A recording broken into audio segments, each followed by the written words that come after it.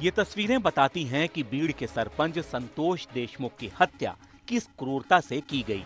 इन तस्वीरों के मीडिया में आने के बाद मुख्यमंत्री देवेंद्र फडणवीस पर इतना दबाव बढ़ा कि उन्हें मंत्री धनंजय मुंडे का इस्तीफा लेना पड़ा।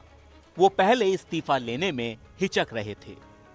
महाराष्ट्र के मंत्री श्री धनंजय मुंडे, इन्होंने अपने पद का इस्तीफा मुझे सौंपा।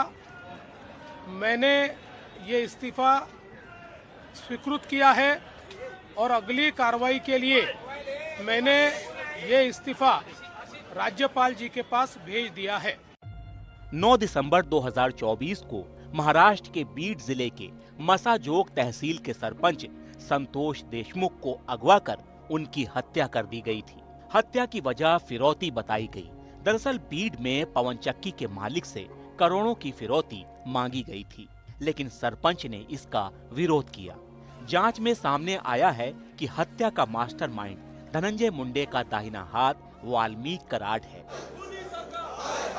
विपक्ष हत्या के बाद से ही मुंडे के इस्तीफे की मांग कर रहा था कि एक रेजिग्नेशन से कुछ होने वाला नहीं है।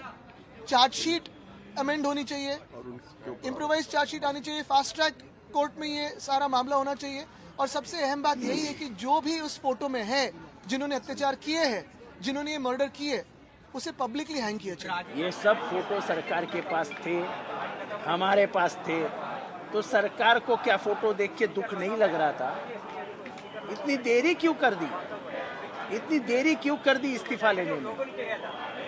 जिस तरीके से मारा गया, मुझे नहीं लगता पूरे भारत में ऐसी कोई राजकीय हत्या हुई है, ऐसी कोई सियासती मर्डर हुआ है। तो फिर ये सरकार क्या कर रही थी? हाथ में फोटो रख के क्या सोई थी क्या? इस्तीफे के बाद धनंजय मुंडे ने ट्वीट कर कहा कि संतोष देशमुख हत्या की तस्वीरें सामने आने के बाद से वो व्यथित हैं और अपनी अंतरात्मा की आवाज सुनकर उन्होंने इस्तीफा दिया है।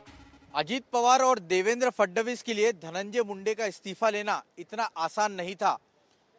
देवेंद्र फडणवीस और धनंजय मुंडे की दोस्ती जग जाहिर है। अखिल भारतीय विद्यार्थी परिषद से दोनों एक दूसरे को जानते हैं। वहीं मुंडे अजीत पवार के विश्वास पात्र थे। फडणवीस सरकार के एक और मंत्री माणिक राव कोकाटे का भविष्य भी अधर में लटका हुआ है। नासिक की एक अदालत में उनके खिलाफ सुनवाई चल रही है। उन्हें मुख्यमंत्री के विवेकाधीन कोटे से गलत तरीके से आवासीय फ्लैट लेने के मामले में दोषी ठहराया गया है। उन्होंने अपनी सजा पर रोक के लिए अदालत में याचिका दायर की है और 5 मार्च को इस पर फैसला आने की उम्मीद है। अगर पक्ष में फैसला नहीं आया तो हफ्ते भर में फडणवीस सरकार के लिए ये दूसरा झटका होगा। मुंबई से रौनक कुकड़े की रिपोर्ट, NDTV इंडिया।